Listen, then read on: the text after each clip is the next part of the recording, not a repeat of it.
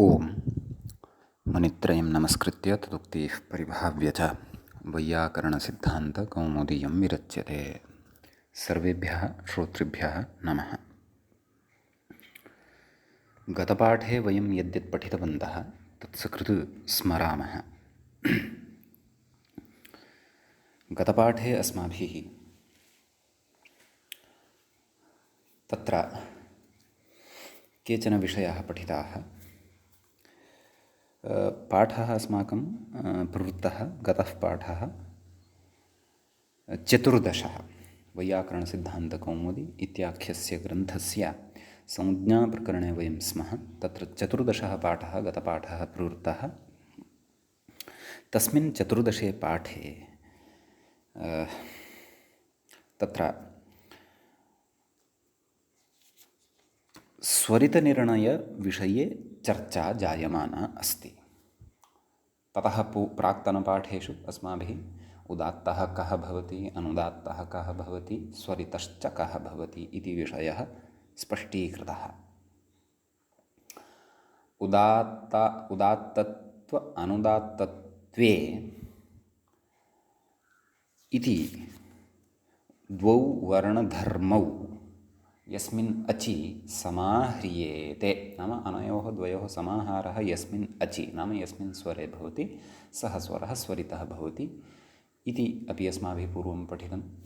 तस्मिन् स्वरिते स्वरे कियान् भागः उदात्तः कियान् भागश्च अनुदात्तः इति अस्मिन् विषये तत्र विचारः अस्माभिः गतपाठे कृतः।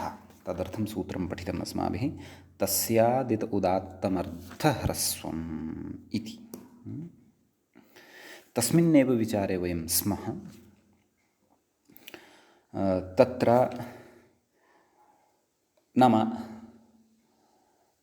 यः स्वरितस्वरः वर्तते सः ह्रस्वः स्वरितः वा भवतु, दीर्घः स्वरितः वा भवतु, प्लुतः वा स्वरितः भवतु, तस्य आदितः अर्धं यद्भवति सः अर्धभागः उदात्तसंज्ञकः भवति।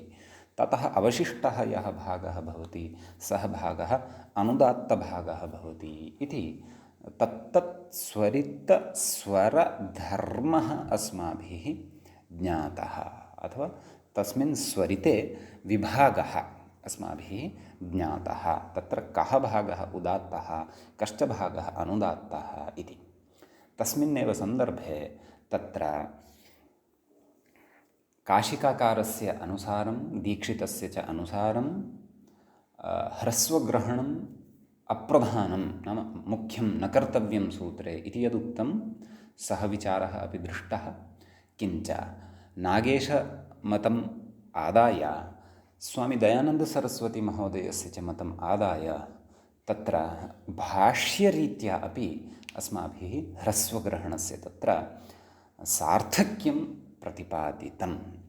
अस्मिन् विषये तत्तद् विदुषां भिन्नभिन्नमतानि भवितुम् अर्हन्ति, परन्तु अस्माकं लक्ष्यं तु अस्ति अस्माभिः ऋषिवचनस्य तत्र समर्थनं वा अथवा ऋषिवचने आदरवद्भिः तत्र सद्भिः अस्माभिः ऋषिवचनस्य अवगमाय वा सर्वविधः प्रयत्नः कर्तव्यः। अतः अत्र वयं ऋष्यनुकूलं नाम पाणिन्यनुकूलं नागेशं स्वामी दयानन्दसरस्वतीं च पश्यन्तः वयं स्मः तौ जनौ, याभ्यां भाष्यस्य स्वारस्यम् अस्माकं कृते बोधितम्। यद्यपि नागेशः दयानन्दात् प्राग्वर्ती, स्वामी दयानन्दः ततः उत्तरवर्ती भवति, तथापि अनयोः उभयोः महान् कश्चन आदरः तत्र सूत्रकारे भवति अथवा ऋषिपरम्परायां भवति। तद्वयम् अग्रे अग्रे इतोपि पठिष्यामः। तुलनात्मक अध्ययनदृष्ट्या अग्रे तादृशम् अपि विचारं वयं करिष्यामः। भवतु, एतावान् विचारः गते पाठे प्रवृत्तः। तत्र व्याख्यायाः अन्तिमा पङ्क्तिः का पठिता इति चेत् उत्तरार्धन्त्विति नाम मूले उक्तं किम् उत्तरार्धं तु परिशेषाद् अनुदात्तम् इति ज्ञातं। तत्र ननु इति कृत्वा कश्चन पक्षः उत्थापितः आसीत्। तं पूर्वपक्षं वयं पुनः श्रुत्वा अग्रे सरणं करिष्यामः। किं कथयति ननु एवं सति अग्निमीळे इत्यत्र ईकारे स्वरिते कथम् कथम् उत्तरार्धम् अनुदात्तं न इति तत्र शङ्का जायते। आदौ तु पूर्वपक्षः एव सम्यक्तया अवगन्तव्यः। अग्निमीळे इति अस्ति अयं विषयः अपि ह्यस्तनः एव विषयः वर्तते, परन्तु तस्य पुनस्मारणम् अद्य अवश्यम् अपेक्षितं। ततः परमेव अग्रिमस्य विषयस्य अत्र स्पष्टता भविष्यति। अग्निमीळे इति कश्चन प्रयोगः, वैदिकः प्रयोगः। तत्र ईळे इत्यत्र ईकारः अस्ति स्वरितः। समीचीनं। स्वरितस्य च अस्माभिः पूर्वं परिभाषा पठिता, नाम कः नाम स्वरितः अतः तस्मिन् स्वरिते ईकारे कथम् उत्तरार्धं यद्वर्तते तद् उत्तरार्धं कथम् अनुदात्तं न भवति। समीचीनं। वस्तुतः एतावता अस्माभिः सूत्रस्य अर्थः यः ज्ञातः अथवा स्वरितविषये यः नियमः अस्माभिः ज्ञातः सः नियमः कथम् इति चेत् स्वरितस्वरे आरम्भात् अर्धभागः उदात्तः, अवशिष्टः यः सः अर्धभागः अनुदात्तः। अतः परन्तु प्रकृते अग्निमीळे इत्यत्र अग्निम् ईळे तत्र ईकारः यः वर्तते सः स्वरितः अस्ति, परन्तु स्वरितः सन् अपि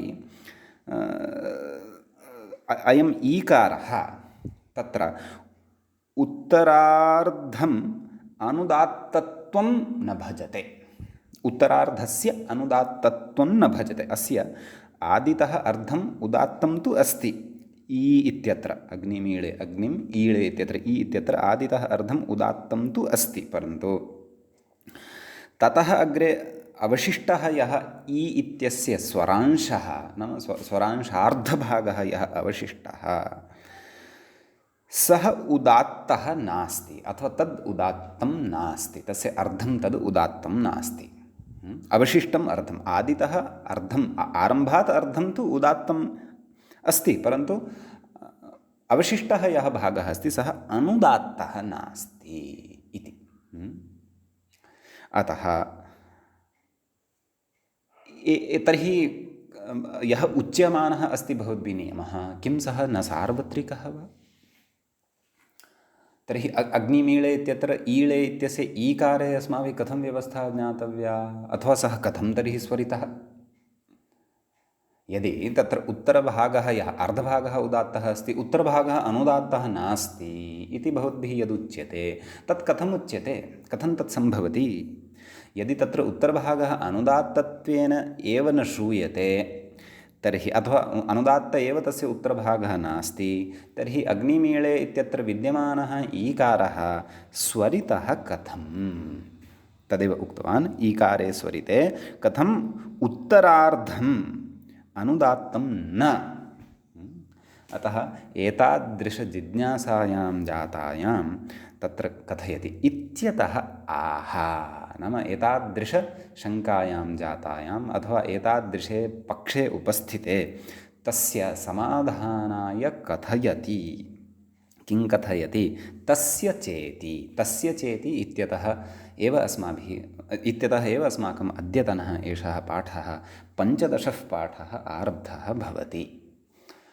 15 पाठे इत्यतः अग्रे अस्माभिः चिन्तनम् अधुना कर्तव्यं वर्तते। परन्तु पूर्वपक्षः अथवा गतपाठे उपस्थापितः यः पूर्वपक्षः सः दार्ढ्येन स्पष्टतया च बुद्धौ स्थापनीयः स्यादेव, अन्यथा अग्रे कथ्यमानः विषयः स्फुटतां न यास्यति। अस्तु, तर्हि इत्यत आह, किम् आह? तस्य चेति। अतः तन्मूले द्रष्टव्यं।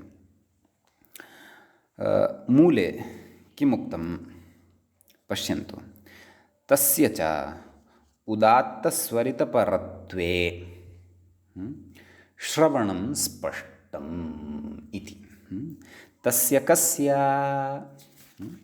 यद्यपि तत्र व्याख्याता अपि कथयिष्यति, अस्माकम् अत्र स्पष्टता पूर्णतया भविष्यति। तस्य इत्यनेन अत्र यः गतपङ्क्तौ चर्चितः, गतपङ्क्तौ मूले कः चर्चितः अथवा किं चर्चितम्, अनुदात्तं चर्चितम्। उत्तरार्धं तु परिशेषात् अनुदात्तं तस्य, तस्य कस्य, अनुदात्तस्य इत्यर्थः। अस्तु, व्याख्यानं प्रति आगच्छन्तु। कथयति, चकारः वाक्यालङ्कारे इति। नाम वाक्ये यः चकारः पठितः, पश्यन्तु मूले वाक्ये, तस्य च उदात्तस्वरितपरत्वे श्रवणं स्पष्टम् इत्यत्र यः चकारः पठितः सः चकारः वाक्यस्य अलङ्करणाय एव अस्ति, तस्य विशेषेण अर्थः तत्र नास्ति इति। क्वचित् चकाराः वाक्यस्य अलङ्करणाय अपि प्रयुज्यन्ते संस्कृतभाषायां, संस्कृतलेखने, संस्कृतपठने अथवा तद्भाषणे वा। अतः वाक्यस्य सौन्दर्यवर्धनाय अथवा अलङ्करणाय एव, तावदेव। अस्तु, अग्रे कथयति, इदानीं पङ्क्तेः समन्वयनं करोति। मूले यत् समन्वयनं, मूले या पङ्क्तिः वर्तते तस्य च उदात्तस्वरितपरत्वे श्रवणं स्पष्टम् इति। अपि च पूर्वपक्षः यः अस्माभिः उत्थापितः वर्तते तमपि बुद्धौ स्थापयामः। समीचीनम्। अस्तु, अग्निमीळे इत्यत्र अस्माकं पूर्वपक्षः कश्चन प्रचरति। भवतु, तस्य अनुदात्तभागस्य, नाम यः अवशिष्टः भवति, नाम उत्तरार्धत्वेन अवशिष्टः भवति अथवा परिशिष्टः भवति यः अनुदात्तभागः, तस्य अनुदात्तभागस्य उदात्तस्वरितपरत्वे, नाम उदात्तञ्च स्वरितञ्च अथवा उदात्तश्च स्वरितश्च उदात्तस्वरितौ कथयति अग्रे, नाम उदात्तस्वरितपरत्वे इत्यस्यापि अर्थं कथयन्नस्ति अग्रे। तस्य इति अस्ति मूले, समीचीनं। च इति वाक्यालङ्कार्थे वर्तते इत्युक्तं। ततः अग्रे उदात्तस्वरितपरत्वे इति मूले अस्ति खलु, तस्य विग्रहं कृत्वा दर्शयन्नस्ति अस्माकं कृते सारल्याय। एवं खलु, किं कथयति, उदात्तस्वरितपरत्वे कथयति, उदात्तस्वरितौ, अर्थात् उदात्तश्च स्वरितश्च उदात्तस्वरितौ, उदात्तस्वरितौ परौ यस्मात् सः उदात्तस्वरितपरः इति कथयति। समीचीनं। तस्य भावः उदात्तस्वरितपरत्वम् इति। समीचीनम्। तर्हि पङ्क्तेः अर्थं, नाम बोधः कः जातः, अर्थः कः पङ्क्तेः, तदपि कथयन्नस्ति अग्रे। किम्, उदात्तपरकत्वे स्वरितपरकत्वे वा सति श्रवणं स्पष्टं भवति इत्यर्थः। नाम स्वरिते यः अनुदात्तभागः परतः अवशिष्टः वर्तते, नाम आदौ तस्य स्वरितस्य अर्धभागः उदात्तः, अवशिष्टः अर्धभागः अनुदात्तः। समीचीनं। तस्य अनुदात्तस्य स्फुटतया स्पष्टतया श्रवणं कदा भवति, यदा तस्माद् अपि अनुदात्तात् परे कश्चन उदात्तस्वरः भवति अथवा स्वरितस्वरः भवति। अत्र अवधानं कर्तव्यम्, अवधानेन श्रोतव्यम्। उदात्त, पुनः व्याख्यापङ्क्तिं पश्यन्तु, उदात्तपरकत्वे स्वरितपरकत्वे वा सति श्रवणं स्पष्टं भवति इत्यर्थः। कस्य श्रवणम् इति चेत् अनुदात्तस्य श्रवणं स्पष्टतया भवति। नाम कस्मिंश्चित् स्वरिते उत्तरार्धत्वेन वर्तते यः अनुदात्तांशः, तस्य अनुदात्तांशस्यापि श्रवणं तदैव सम्भवति यदि तस्मात् अनुदात्तात् परतः, तस्मात् परे अथवा तस्मात् अग्रे यदि कश्चन उदात्तस्वरः वर्तते अथवा स्वरितस्वरः वर्तते, तदा एव अस्मिन् स्वरिते विद्यमानस्य अनुदात्तांशस्य स्फुटतया स्पष्टतया श्रवणं वेदे भवति इत्यर्थः। समीचीनम्। अतः इदानीं पुनः अत्र किञ्चित् अत्रैव जायिण्ट् कर्तुम् इच्छामि भवताम्। अग्रे विचारः अत्र करिष्यते यद्यपि नाम अग्निमीळे इत्यत्र अत्र ईकारः यः वर्तते तस्य ईकारस्य आरम्भात् यद्यपि सः ईकारः स्वरितः अस्तु अङ्गीकुर्मः, आरम्भात् अर्धः सः ईकारः नाम ई इति स्वरस्य अर्धभागः उदात्तः, परन्तु अवशिष्टः तस्य भागः यः अस्ति अर्धः तस्य अनुदात्तत्वेन श्रवणं न भवति। कुतः? यतः तस्मात् परतः अथवा तस्मात् अग्रे निश्चयेन कश्चन उदात्तस्वरः अथवा स्वरितस्वरः नास्ति। नाम अस्य स्वरितस्य अवशिष्टस्य अनुदात्तांशस्य स्फुटतया भानं, स्फुटतया श्रवणम् अथवा सः अस्ति तत्र अनुदात्तः इति स्फुटतया प्रतीतिः तदैव भवति यदा तस्मात् अग्रे अथवा तस्मात् परतः तत्र कश्चन स्वरितस्वरः अथवा उदात्तस्वरः भवति। एतदेव मूले उक्तं। पश्यन्तु, तस्य च उदात्तस्वरितपरत्वे श्रवणं स्पष्टं भवति इति। नाम स्पष्टतया तद् अस्माभिः उदात्ते परतः अथवा स्वरिते परतः एव सः श्रोतुं शक्यते इत्यर्थः। समीचीनम्। अस्तु, अस्मिन् विषये अग्रे पुनरपि विचाराः करिष्यन्ते। सद्यः ईळे इत्यस्मिन् विषये मूले एव अग्रे स्वयमेव कथयिष्यति, इतोपि विस्तरेण कथयिष्यति। तस्य समाधानं स्वयमेव मूले इतोपि कथयिष्यते व्याख्यात्रा एव। परन्तु सद्यः एषः विषयः अत्रैव दृढतया बुद्धौ स्थापनीयः। नाम स्वरिते अपि उत्तरार्धस्य अनुदात्तांशस्य श्रवणं तदैव सम्भवति यदा तस्मादपि अग्रे कश्चन उदात्तस्वरः अथवा स्वरितस्वरः यदि भवति। तदेव मूले उक्तं। तस्य च उदात्तस्वरे तस्य अनुदात्तस्य कस्मिन् विद्यमानस्य अनुदात्तस्य कस्मिंश्चित् स्वरिते विद्यमानस्य अनुदात्तस्य। समीचीनम्। उदात्तस्वरितपरत्वे श्रवणं स्पष्टं भवति इत्यर्थः। समीचीनम्। अग्रे कथयति, अन्यत्र तु व्याख्याता अपि तदेव मूला एतां पङ्क्तिमेव स्मारयन्नस्ति। अन्यत्रेति पश्यन्तु, मूले पङ्क्तिं पठन्तु इति वदन्नस्ति व्याख्याता। मूले का पङ्क्तिः उक्ता? अन्यत्र तु उदात्तश्रुतिः प्रातिशाख्ये प्रसिद्धा इति। तर्हि अन्यत्र इत्यनेन किं ग्राह्यं? वस्तुतः अत्रैव समाधानम् अस्ति। अग्निमीळे इत्यत्र यः पक्षः अस्माभिः उपस्थापितः वर्तते तस्य। अस्तु, व्याख्याता यत्र द्रक्ष्यति, यत्र अस्मान् बोधयिष्यति तत्रापि द्रक्ष्यामः। सद्यः अत्रापि मूलपङ्क्तिं दृष्ट्वापि स्फुटं जायते। नाम अन्यत्र तु पश्यन्तु, व्याख्यानं पश्यन्तु अत्र नाम अन्यत्र इत्यनेन किं ग्राह्यं? कथयति, उदात्तस्वरितपरकत्वाभावे इति। नाम अन्यत्र नाम यदा तत्र परतः उदात्तस्वरः न भवति अथवा स्वरितस्वरः न भवति, अतः तस्य उदात्तस्वरः यदा परतः भवति, स्वरितस्वरः च यदा परतः भवति, तदैव तत्र स्वरिते विद्यमानस्य उत्तरार्धस्य अनुदात्तांशस्य श्रवणं भवति इत्युक्तं खलु। परन्तु यदि परतः उदात्तस्वरः नास्ति अथवा स्वरितस्वरः नास्ति कश्चन, तर्हि किमुक्तं मूले? पश्यन्तु, अन्यत्र तु उदात्तश्रुतिः प्रातिशाख्ये प्रसिद्धा। तर्हि सः तस्य अनुदात्तस्य उदात्तत्वेन एव श्रवणं भवति इति। एवं खलु। नाम तस्मिन् स्वरिते उत्तरभागः यः अनुदात्तरूपः तस्य उदात्तरूपेणैव श्रवणं भवति इत्यर्थः। तदेव कथयति। पश्यन्तु पुनः व्याख्याता अस्य अन्यत्र इत्यस्य कथं व्याख्यानं कुर्वन्नस्ति।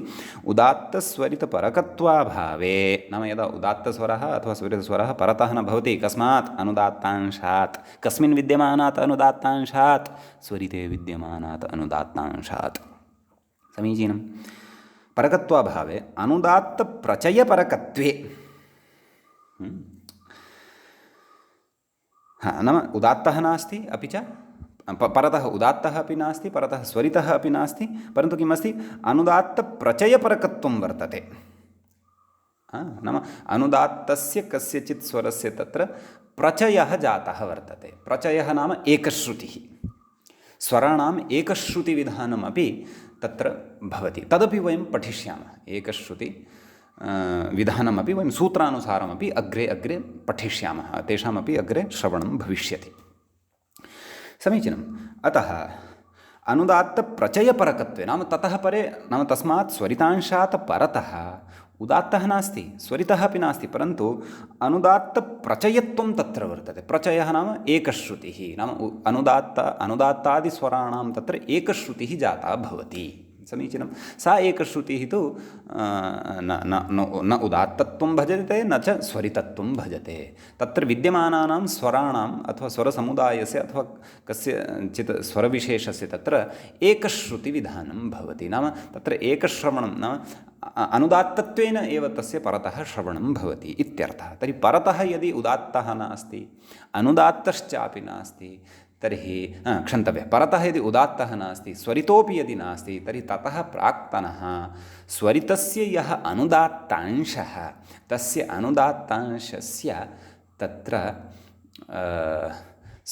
नाम अनुदात्तत्वेन श्रवणं न भवति, परन्तु उदात्तत्वेन एव श्रवणं भवति इति कथयति।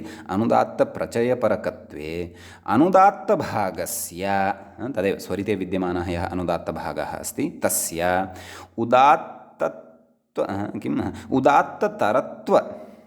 उदात्ततरत्व अपरपर्याय उदात्तश्रुतिः भवति।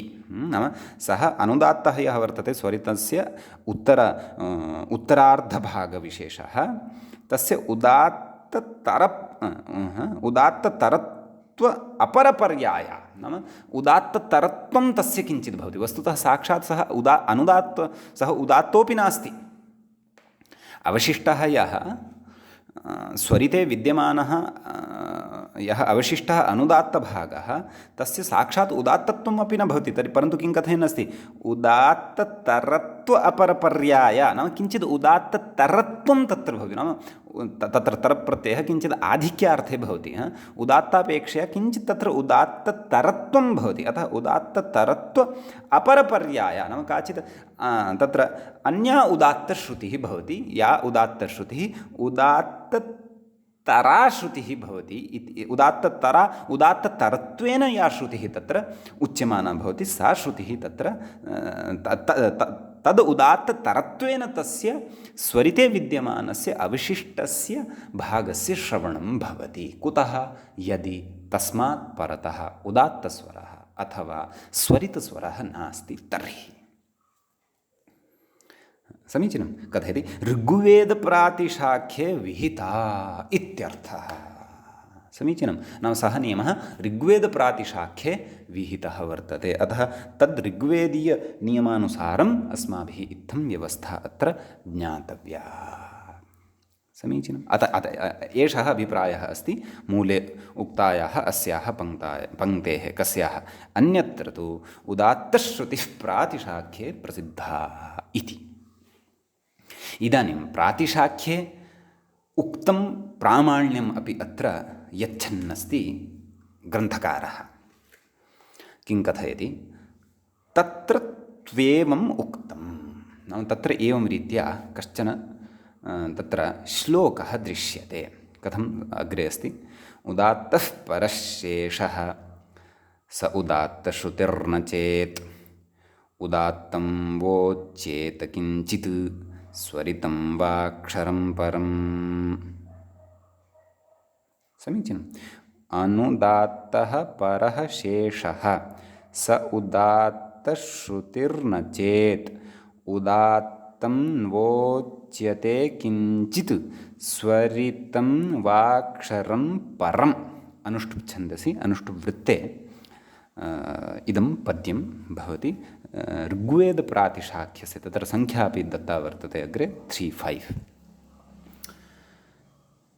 अस्य नाम अस्य श्लोकस्य अभिप्रायः एव अस्माभिः एतावता पठितः तत्र कः मूले यः दीक्षितेनोक्तः कः तस्य उदात्तस्वरितपरत्वे श्रवणं स्पष्टम् अन्यत्र तु उदात्तश्रुतिः प्रातिशाख्ये प्रसिद्धा इति अस्यैव श्लोकस्य अभिप्रायः पठितः।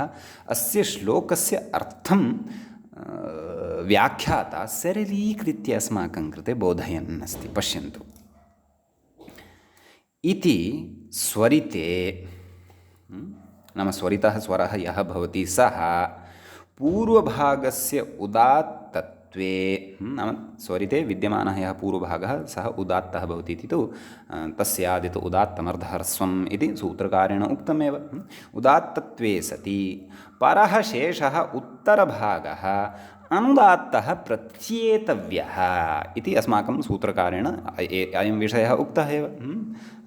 तस्यादितु उदात्तमर्धह्रस्वम् इत्यनेन प्रत्येतव्यः तदेव। पश्यन्तु उपरि प्रथमं पादं पश्यन्तु, प्रथमां पङ्क्तिं पश्यन्तु श्लोकस्य। अनुदात्तः परः शेषः स उदात्तश्रुतिर्न चेत् इति। परः शेषः अनुदात्तः परः शेषः न अवशिष्टः यः भागः स्वरितस्य अर्धभागात् अवशिष्टः उत्तरार्धभागः सः अनुदात्तः प्रत्येतव्यः इति व्याख्यात्रा उक्तम्। अग्रे उक्तं सः परः शेषः उदात्तश्रुतिः क्वचित् भवति इति। द्वितीयं पादं पश्यन्तु श्लोकस्य। सः उदात्तश्रुतिर्न चेत् नाम प्रथमं पादं पश्यन्तु श्लोकस्य। अनुदात्तः परः शेषः नाम यः स्वरितः तस्य अर्धभागः तस्य भागद्वयं वर्तते, तस्य परः यः भागः वर्तते नाम उत्तरार्धः यः भागः भवति सः अनुदात्तः वर्तते। सः उदात्तश्रुतिर्न चेत् नाम तस्य उदात्तश्रवणं यदि नास्ति तर्हि एव अतः तस्य अर्थं स्फुटीकुर्वन् कथयन् अस्ति। सः परः शेषः उदात्तश्रुतिः क्वचित् भवति, एवं खलु न क्वचित् यथा अग्निमीळे इत्यत्र अस्माभिः चिन्त्यमानम् अस्ति तद्वदेव। नाम सः शेषः यस्य कृते वयम् अनुदात्तः भवति अयम् इति वदन्तः स्मः सः क्वचित् उदात्तश्रुतिः अपि भवति इति। किं सर्वत्र एवं? किं सर्वत्रापि सः उदात्तश्रुतिः भवति वा? नेत्याह न न न तथा न। तदर्थं किं कथयति श्लोके मूले? न चेत् नाम उदात्तश्रुतिर्न चेत् यदि सः उदात्तश्रुतिः तस्य अनुदात्तस्य अवशिष्टस्य अनुदात्तस्य उदात्तश्रुतिर्न भवति यदि तर्हि समीचीनं। न चेदित्यादिना। अग्रे कथयति उदात्तं स्वरितं वा। तृतीयं पादं पश्यन्तु श्लोकस्य। उदात्तं वोच्येत किञ्चित् स्वरितं उदात्तं स्वरितं वा किञ्चित् अक्षरं। पुनः पश्यन्तु तत्र चतुर्थं पादं स्वरितं वाक्षरं परं किञ्चित् अक्षरं परं नोच्यते चेद् इति योजना। किमपि नास्ति अत्र नूतनः विषयः यः कोऽपि नास्ति। यः व्याख्यायाम् अस्माभिः अथवा सिद्धान्तकौमुद्याः अन्यत्रेति इत्यस्य अथवा ततः प्राक्तना पङ्क्त्याः तस्य चोदात्तस्वरितपरत्वे इत्यस्य यः अर्थः ज्ञातः स एव अत्र अर्थः अस्ति। पश्यन्तु उदात्तं स्वरितं वा किञ्चिदक्षरं परं नोच्यते अर्थात् यस्मिन् स्वरिते वयम् एतं निर्णयं कर्तुं गच्छन्तः स्मः यत् अस्य भागः उदात्तः अवशिष्टः अर्धभागः अनुदात्तः अस्ति वा न वा, तर्हि तत्र इदम् अवश्यं परिशीलनीयं। यदि तस्मात् परतः कश्चन उदात्तस्वरः अथवा स्वरितस्वरः अस्ति तर्हि एव सः अनुदात्तः भवति तस्य स्वरितस्य उत्तरार्धभागः।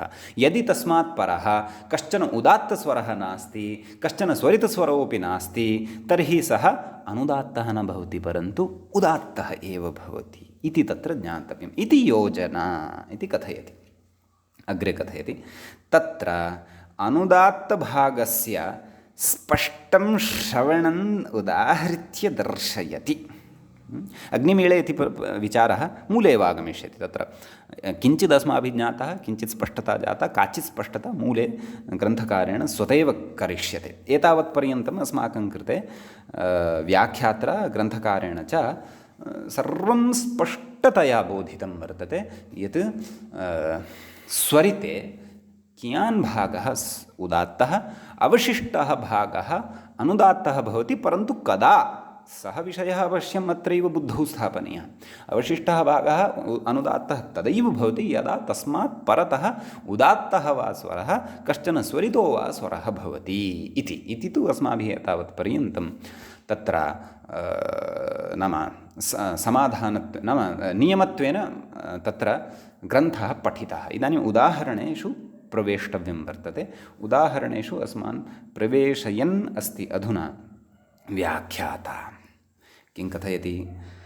तत्र अनुदात्तभागस्य स्पष्टं श्रवणम् उदाहृत्य दर्शयति। नाम स्वरिते यः विद्यमानः अस्ति अनुदात्तभागः तस्य स्पष्टं श्रवणं कस्मिन् उदाहरणे सम्भवति इति तदुदाहरणम् आदाय अस्माकं पुरतः उपस्थापयति। मूले कुत्र पठनीयम् इति चेत् स्थूलाक्षरैः लिखति व्याख्याता क्वेत्यादिना इत्यादिषु अनुदात्तः इत्यन्तेन।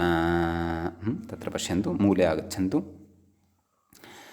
नाम क्व इत्यतः आरभ्य इत्यादिषु अनुदात्तः एतावत्पर्यन्तं मूले यत् पठितं तावत्पर्यन्तम् अस्माभिः तत्र पठनीयानि उदाहरणानि। नाम क्व वो श्वाः रथानां न येराः शतचक्रं यो ह्यः इत्यादिषु अनुदात्तः इति। तर्हि तत्र एकमेकमादाय चिन्तनं करिष्यते। तत्र प्रथमम् उदाहरणं वर्तते क्व वो श्वाः इति। समीचीनं। तत्र भवन्तः ये वेदमन्त्राणां ज्ञानम् आवहन्ति भवन्तः जानन्ति एव। उच्चैरुदात्तः इति सूत्रपठनवेलायाम् अनीचैरनुदात्तः इति सूत्रपठनवेलायां समाहारस्वरितः इति सूत्रपठनवेलायां चापि अस्माभिः तत्र एतेषां चिह्नानां विषये अपि चर्चा कृता आसीत्। तत्र उदात्तस्य तु चिह्नविशेषो न भवति। अनुदात्तस्य तत्र अधः नाम तस्य स्वरस्य अधः कश्चन रेखाविशेषः स्थाप्यते। स्वरितस्य चिह्नं तु तस्य स्वरस्य उपरि तत्र कश्चन लघुरेखाविशेषः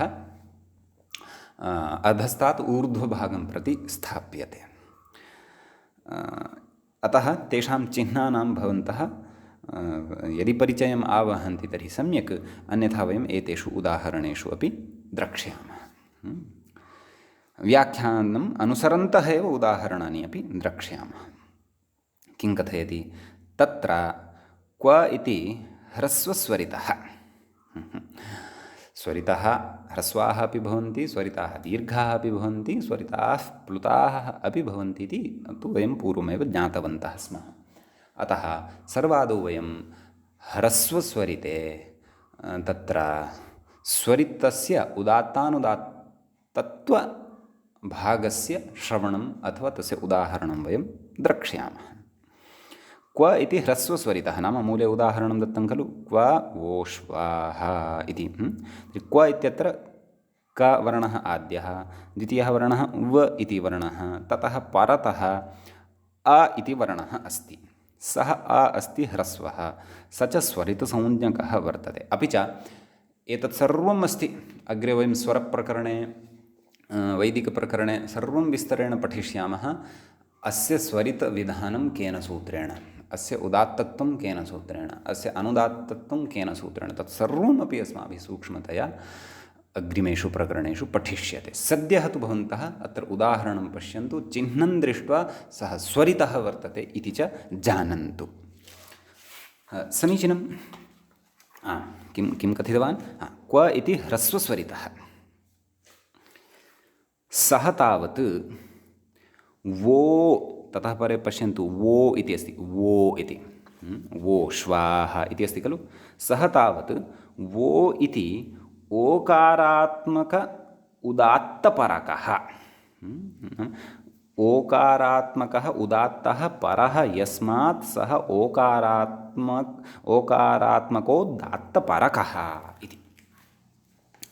समीचीनं। क्व इत्यत्र यः स्वरितः वर्तते स्वरः, तस्य उपरि अपि पश्यन्तु भवन्तः एका स्वरितचिह्नमपि द्रक्ष्यन्ति, क्व इत्यस्य उपरि स्थापितं वर्तते।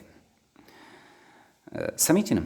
हा, तर्हि ततः परतः यः वर्तते वो, सः तत्र विद्यमानः यः ओकारः, तदेव कथयति व्याख्याता, सः तावत्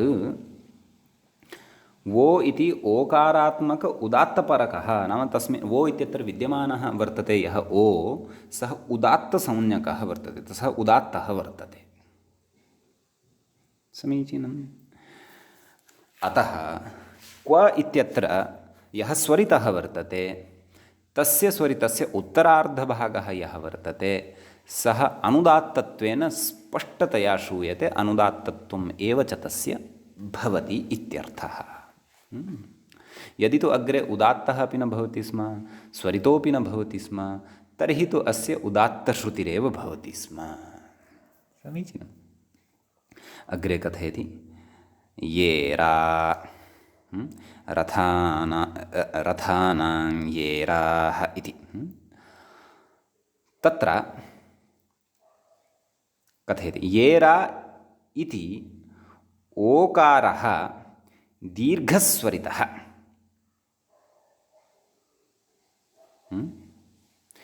क्षन्तव्यः, येरा इति एकारः, इत्येकारः इति सन्धिं कृत्वा लिखितवान् अस्ति व्याख्याता। येरा इत्येकारो दीर्घस्वरितः, नाम येरा इत्यत्र ये अराः एवं तत्र पदच्छेदो भवति खलु, तत्र अयं यकारोत्तरवर्ती यः एकारः वर्तते, सः ए इति वर्णः दीर्घस्वरितः वर्तते। मात्रा द्वयात्मकः तस्य कालः वर्तते, अतः सः दीर्घत्वं भजते इति कृत्वा सः दीर्घस्वरितः वर्तते। समीचीनम्। अतः तत्र मात्राद्वयमस्ति इति वयं जानीमः। समीचीनं। तत् कथयति स च रा इति आकारात्मक उदात्तपरः। तस्मात् परतः यः रा इति अस्ति, रेफोत्तरवर्ती यः आकारः वर्तते, सः उदात्तपरः वर्तते, सः आवरणः उदात्तसंज्ञकः वर्तते। अतः एव ये इत्यत्र यः एकारः यश्च स्वरितः वर्तते, तस्य आद्यः भागः उदात्तः, आद्यः अर्धभागः उदात्तः, अवशिष्टः उत्तरार्धभागः अनुदात्तः, अनुदात्तत्वेनैव च तस्य वेदे स्फुटतया श्रवणं भवति। यदि तु अत्रापि अस्मात् परतः तत्र रा इत्यत्र विद्यमानः आ इति उदात्तसंज्ञकः यदि न स्यात्, तर्हि अस्य स्वरितस्य उत्तरार्धभागस्यापि उदात्तश्रुतिः भवति स्म प्रातिशाख्यनियमानुसारं, परन्तु तथा नास्ति। अतः अत्रापि अनुदात्तस्य स्फुटतया श्रवणं भवति इत्यर्थः। समीचीनम्। अग्रे आगच्छन्तु। अग्रिमम् उदाहरणं प्रवेशयति व्याख्याता। किं कथयति? शतचक्रं यो अस्ति खलु मूले पश्यन्तु, एते सर्वेपि वेदेभ्यः उदाहरणानि एतानि स्वीकृतानि वर्तन्ते। शतचक्रं यो इत्योकारः कम्पस्वरितः इति। कम्पस्वरितः नाम प्लुतस्वरितः। ह्रस्वस्वरितस्य उदाहरणं दृष्टम् अस्माभिः क्व, दीर्घस्वरितस्य उदाहरणं दृष्टम् अस्माभिः ये, प्लुतस्वरितस्य अथवा कम्पस्वरितस्य, तत्र प्लुतस्य कम्पः इत्यपि नामान्तरं, कम्पस्वरितस्य उदाहरणं दृश्यमानम् अस्ति अस्माभिः शतचक्रं यो इति। समीचीनं। तत्र प्लुतस्वरितः सः, तदेव कथयति शतचक्रं यो इत्योकारः कम्पस्वरितः, स तु ह्य, अग्रे अग्रे अग्रे मन्त्रांशः इतोपि अस्ति खलु, शतचक्रं यो ह्यः इति अस्ति। तस्य नाम तस्य ओ इति स्वरितस्य नाम सः स्वरितः तु नाम सः तु ह्यः इति अकारात्मक स्वरितपरकः। तस्मात् परतः ह्य इति पदं वर्तते, तस्मिन् अकारः वर्तते, सः अकारः स्वरितसंज्ञकः वर्तते। अतः स्वरितसंज्ञके परतः तस्मिन् तत्र अयं यः उत्तरार्धः वर्तते प्लुतस्वरितस्य ओ इत्यस्य प्लुतस्वरितस्य यः उत्तरार्धः भागः वर्तते सः अनुदात्तत्वेन एव स्फुटतया उच्चार्यते श्रूयते च। यदि तु अस्मात् परतः ह्यः इत्यस्मिन् विद्यमानः अकारः उदात्तः न स्यात् न च स्वरितः स्यात् तर्हि यो इत्यत्र विद्यमाने स्वरिते ओकारे प्रथम अर्धभागः तु उदात्तसंज्ञकः, परन्तु अवशिष्टः यः अनुदात्तः तस्यापि उदात्तश्रुतिः भवति स्म, यथा अग्निमीळे इत्यादिषु। तदपि अग्रे चर्चयिष्यते। समीचीनं। कथितवान् मूले इत्यादिषु अनुदात्तः, व्याख्यातारं पश्यन्तु, इत्येवम् आदिप्रदेशेषु, एते प्रदेशाः के क्वच, अर्थात् वेदे एते प्रदेशाः वर्तन्ते। इत्येवमादिप्रदेशेषु अनुदात्तभागः स्पष्टं श्रूयते इत्यर्थः। नाम स्पष्टतया अस्य स्वरिते विद्यमानस्य उत्तरार्धत्वेन विद्यमानस्य अनुदात्तस्य स्पष्टतया श्रवणं भवति इत्यर्थः।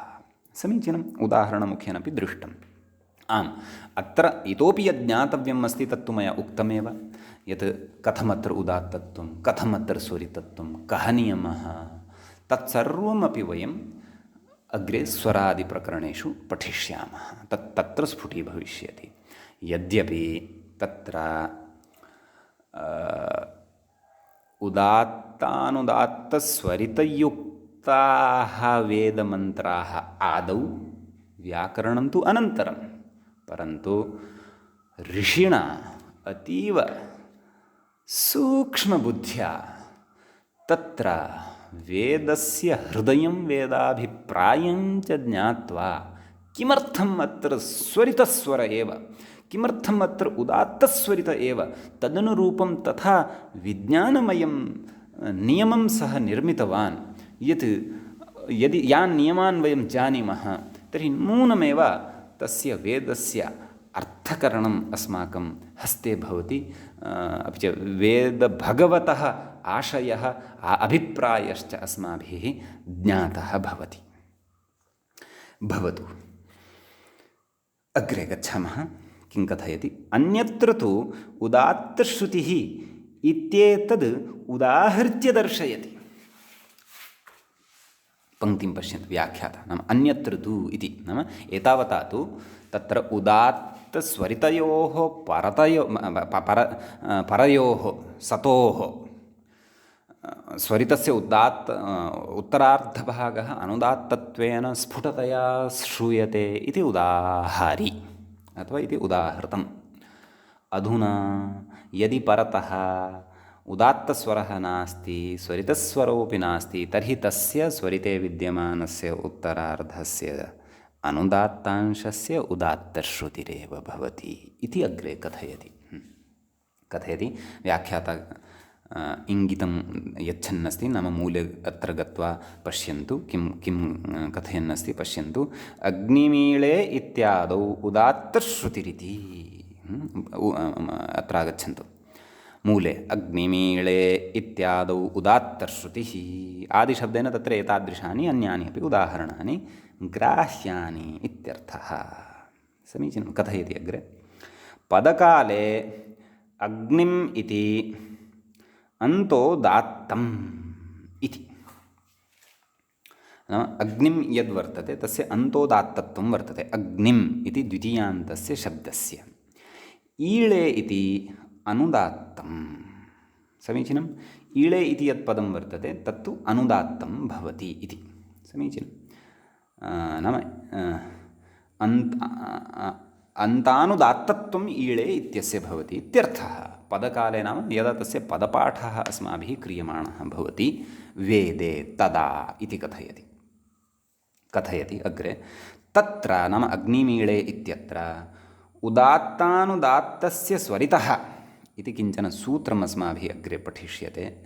इति संहितायाम् ईकारः स्वरितः, नाम पदकालः यदा न भवति ततः भिन्नकाले अग्निमीळे इति नाम तत्र संहिता यदा दृश्यते, नाम अग्निम् इत्यत्र मकारे ईकारः यदा संयोज्य अस्माभिः लिख्यते मन्त्रपाठवेलायाम् अथवा पठ्यते अथवा श्रूयते तदा इत्यर्थः।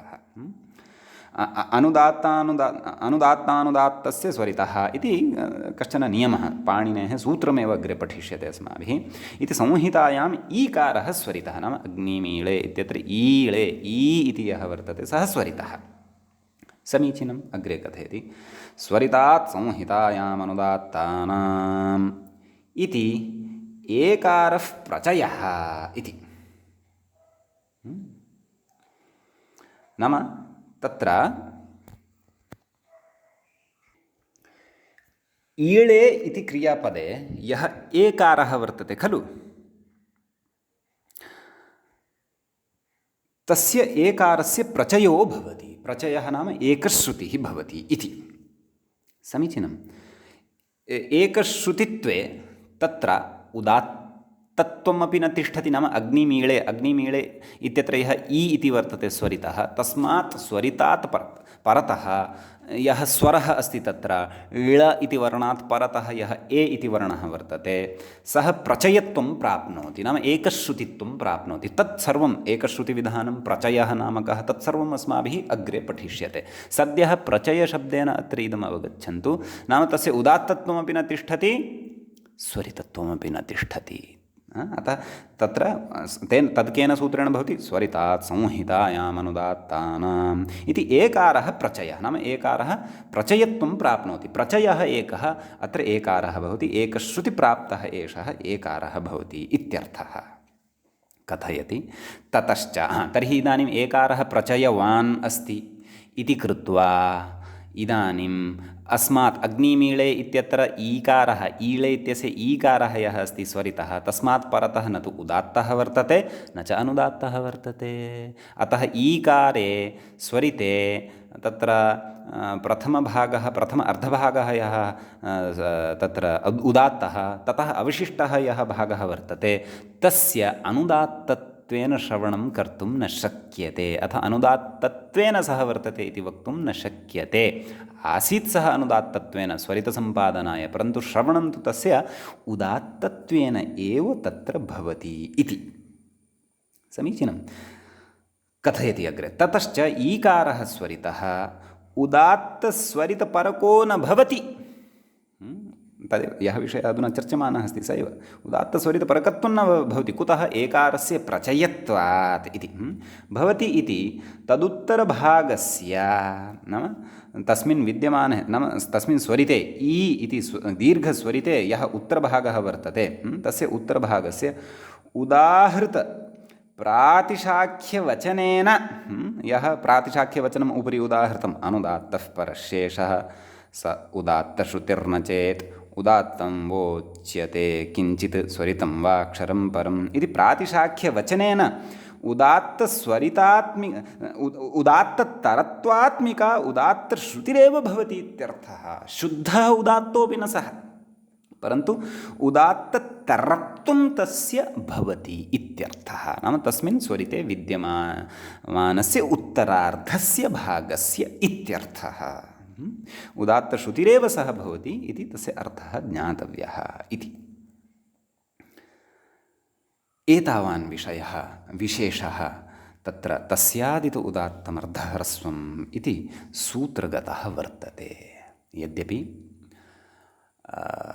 वेदस्य अयं विषयः परन्तु उदात्तादयः स्वराः तावत् लोके अपि व्यवह्रियन्ते। अतः स्वरितः सर्वथा व्यवह्रियेत इति तु नाहं वदामि परन्तु लौकिकशब्दव्यवस्थायां तत्र उदात्तस्वरप्रयोगविषयमादाय अथवा उदात्तस्वरविषयमादाय व्याकरणे बह्व्यः व्यवस्थाः उक्ताः वर्तन्ते। ताः व्यवस्थाः वयम् अग्रे अग्रे पठिष्यामः। वर्णादनुदात्तात्तोपधात्तो नः इति स्त्रीप्रत्ययप्रकरणे तत्र एतादृशानि सूत्राणि वर्तन्ते। अन्यत्रापि प्रकरणेषु तत्र उदात्तशब्दः अस्माभिः पुनः पुनः उदात्तशब्दो वा अनुदात्तशब्दो वा स्वरितशब्दो वा पुनः पुनः अस्माभिः अग्रे शास्त्रेषु तत्र श्रवणाय प्राप्स्यते। अतः अधुनैव तत्र अत्रैव अस्माभिः महता यत्नेन उदात्तानुदात्तस्वरितानां तत्र स्फुटतया परिचयः बुद्धौ कर्तव्यः।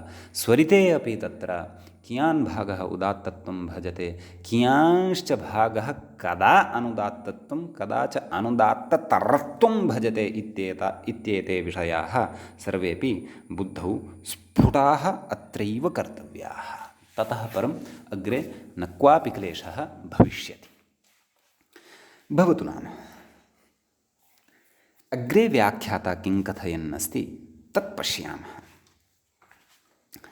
कथयति तदेवम् उदात्तह्रस्वः अनुदात्तह्रस्वः स्वरितह्रस्वः इति ह्रस्वः त्रिविधः। ह्रस्ववर्णः त्रिविधः लब्धः अस्माकं सविधे। कीदृशः? उदात्तह्रस्वः, अनुदात्तह्रस्वः, स्वरितह्रस्वश्च। तस्य उदाहरणमपि अस्माभिः दृष्टं। समीचीनं। ततः अग्रे कथयति एवं दीर्घोऽपि त्रिविधः। तर्हि तस्य ह्रस्वस्य स्वरस्य त्रयः भेदाः तु स्फुटतया दृष्टाः। नाम सः ह्रस्वः उदात्तह्रस्वः भवति, सः ह्रस्वः अनुदात्तह्रस्वः भवति, सः च ह्रस्वः स्वरितह्रस्वः भवति इति त्रयः भेदाः दृष्टाः।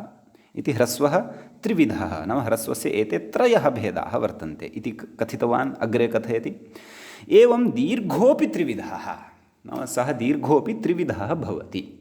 तर्हि कथं सः तस्य गणना कर्तव्या इति चेत् पूर्वं ये त्रयः भागाः अस्माभिः त्रयः प्रकाराः ह्रस्वस्य पठिताः तत्र ह्रस्वस्थाने दीर्घं योजयन्तु तावदेव। इतोपि त्रयः भेदाः वृद्धाः भविष्यन्ति। पश्यन्तु अनुदात्तदीर्घः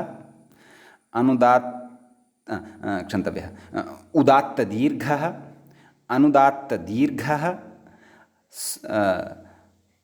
स्वरितदीर्घः। समीचीनम्। एवञ्च अयं दीर्घः अपि त्रिविधः इतोपि लब्धः। तर्हि आहत्य स्वरस्य कति भेदाः जाताः? एतावता 6 भेदाः जाताः। समीचीनम्। उदात्तह्रस्वः इति प्रथमः, अनुदात्तह्रस्वः द्वितीयः, स्वरितह्रस्वः तृतीयः, एवं दीर्घह्रस्वः चतुर्थः, उदात्तदीर्घः चतुर्थः, अनुदात्तदीर्घः पञ्चमः, स्वरितदीर्घः षष्ठः। समीचीनम्। अग्रे कथयति व्याख्याता, पश्यन्तु तथा प्लुतोऽपि, एवं प्लुतोऽपि तद्वदेव। अतः प्लुतः उदात्तप्लुतः इति सप्तमः, अनुदात्तप्लुतः इति अष्टमः, स्वरितप्लुतः इति नवमः। समीचीनम्। एवञ्च अग्रे कथयति ततश्च एकैकः अच् नवविधः इति स्थितं। नाम एकैकोऽपि यः अच् वर्तते सः नवविधः वर्तते। ह्रस्वदीर्घप्लुत उदात्तानुदात्तस्वरितादिभेदेन एवं रीत्या तत्र परिगणनं कर्तव्यम् इति। समीचीनम्। अग्रे किं कथयति तत् पश्यन्तु। एतावता तु एकस्य स्वरस्य नाम स्वरविशेषस्य अस्माभिः 9 एव भेदाः पठिताः। कश्चन अकारः अस्माभिः ग्राह्यः तर्हि सः 9 विधः भवति। समीचीनम्। सद्यः एव अग्रिमं सूत्रं पठित्वा एव वयम् अस्य इतोपि 9 भेदान् द्रक्ष्यामः। आहत्य 18 प्रकारकः एकः स्वरः अस्माकं संस्कृतभाषायां भवति। समीचीनम्। सामान्येन इदम् अधुना एवमेव मनसि स्थापयन्तु। नाम 18 प्रकाराः भवन्ति। क्वचित् तत्र किञ्चित् अपवादविशेषः वक्ष्यते अग्रे, अथवा व्यवस्थाविशेषः वक्ष्यते, तद् ज्ञास्यते। कथयति अग्रे स नवविधोऽपीति। स्थूलाक्षरैः किम् अवगन्तव्यम्? अर्थात् मूले गत्वा ततः मूलपङ्क्तिः पठनीया इत्यर्थः। ततः मूले गच्छन्तु। तत्र किम् उक्तं पश्यन्तु। सः नवविधोऽपि प्रत्येकम् अनुनासिक अननुनासिकत्वाभ्यां द्विधा इति। नाम यः नवविधः एतावत् पर्यन्तम् अस्माभिः स्वरः पठितः सः अनुनासिकपक्षे तस्य नवप्रकाराः भवन्ति, अननुनासिकपक्षे तस्य इतोपि नवप्रकाराः भवन्ति। अतः आहत्य 18 प्रकाराः अस्य अचः अथवा अस्य स्वरस्य अस्माकं सविधे लभ्यन्ते। तदेव अग्रे कथयन् अस्ति। उक्तरीत्या नवविधोऽपि सः अच् अनुनासिकत्वेन अननुनासिकत्वेन च द्विधा अर्थात् द्वाभ्यां प्रकाराभ्यां संख्याया विधार्थे धा इत्यनेन सूत्रेण द्वि इति शब्दात् धा इति प्रत्ययः विधीयते। तं प्रत्ययं वयम् अग्रे पठिष्यामः। अनुनासिकत्वेन अननुनासिकत्वेन च द्विधा अर्थात् द्वाभ्यां प्रकाराभ्यां वर्तते इत्यर्थः। अग्रे कथयति तदेवम् अनुनासिकाः नव अचः नाम नवसङ्ख्याकाः अनुनासिकाः भवन्ति स्वराः, अननुनासिकाश्च नव अननुनासिकाः अपि नव भवन्ति इति 18 विधत्वम् एकैकस्य अचः इति स्थितं। नाम एकैकस्यापि स्वरस्य तत्र 18 विधत्वं भवति इति। समीचीनम्। अतः तत्र इदानीम् अग्रे अस्माभिः ज्ञातव्यम् अस्ति यत् कः नाम अनुनासिकः, कश्च नाम निरनुनासिकः। अतः अनुनासिकस्य निरनुनासिकस्य च तत्र विचारानन्तरम् एव वयम् इतोपि स्फुटान् कर्तुं शक्नुमः एतान् भेदान्, यत् कथं कश्चन अच् अथवा कश्चन स्वरः 18 विभज्यते इत्यर्थः। समीचीनम्। अतः एतावत्पर्यन्तम् अस्माभिः अद्य तत्र तस्यादित उदात्तमर्धह्रस्वम् इति सूत्रमादाय तत्रापि विशिष्य प्रातिशाख्यग्रन्थस्थां चर्चां च आदाय प्रामाण्यं च आदाय अस्माभिः यः अत्र यत्नविशेषः कृतः सः यत्नविशेषः निश्चयेन एव बुद्धौ तत्र स्थापनीयः भवति। एते विशेषाः अत्र वर्तन्ते। अग्रिमं सूत्रं वयं प्रविशामः। तत्र कथयति अथानुनासिकसंज्ञाम् आह नाम अनुनासिकसंज्ञां कथयति। तदर्थं सूत्रं वर्तते मुखनासिकावचनोऽनुनासिकः इति। तस्य पदच्छेदः कर्तव्यः। अद्य पदच्छेदः अपि च सूत्रार्थः कथम् आयातः एतावती एव चर्चा अत्र अस्माभिः करिष्यते। आम्, अपि च पठ्यमानस्य विषयस्य अन्तःसम्बन्धः अपि स्थापनीयः। एकैकोऽपि विषयः अत्र अवधानेन बुद्धौ अन्तःसम्बन्धपूर्वकं तत्र बुद्धौ स्थाप्यते चेत् अग्रिमेषु प्रकरणेषु अस्माकं तत्र सौकर्यं भवति विषयावगमनाय। यथा भवतां कृते पूर्वम् उक्तम् एव वर्तते यत् एतत् प्रकरणद्वयं यदि दृढम् अस्माकं वर्तते, नाम संज्ञाप्रकरणम् अपि च परिभाषाप्रकरणं, येन एतत् प्रकरणद्वयस्य अवधारणं बुद्धौ कृतं 90% अपि कृतं, तर्हि अग्रिमेषु प्रकरणेषु अवगन्तुं यत्किमपि क्लिष्टं नास्ति इत्येव कथयामि। अग्रिमेषु प्रकरणेषु सर्वम् अपि वयम् अवगन्तुं शक्नुमः। अपेक्षा वर्तते परिश्रमस्य, तावदेव। भवतु तर्हि मुखनासिका वचनोऽनुनासिकः पदच्छेदः द्रष्टव्यः। मुखनासिका वचनः इति एकमेव पदं वर्तते अत्र। तच्च पदं प्रथमाविभक्तेः एकवचनान्तं पदं भवति। अनुनासिकः इति पदमपि प्रथमाविभक्तेः एकवचनान्तम् एव पदं वर्तते। अनुनासिकः इत्यस्य विशेषणं पदं भवति वस्तुतः मुखनासिका वचनः इति पदम्। समीचीनम्। अत्र विशिष्टः विग्रहः अस्माभिः द्रष्टव्यः वर्तते। तत्र मुखनासिकावचनः इत्यत्र कथं समासः भवति, कथं तस्य विग्रहः भवति इत्यादि सर्वम् अस्माभिः तत्र अग्रिमे पाठे द्रक्ष्यते। अद्य तावत् केवलम् अस्य सूत्रस्य पदविभागः एव अस्माभिः कृतः वर्तते। अतः अद्यतनपाठाय अत्रैव विरामं वयं दद्मः। एवञ्च एषः अत्र 15 पाठः प्रकरणस्यास्य संज्ञाप्रकरणस्य समाप्तिं याति।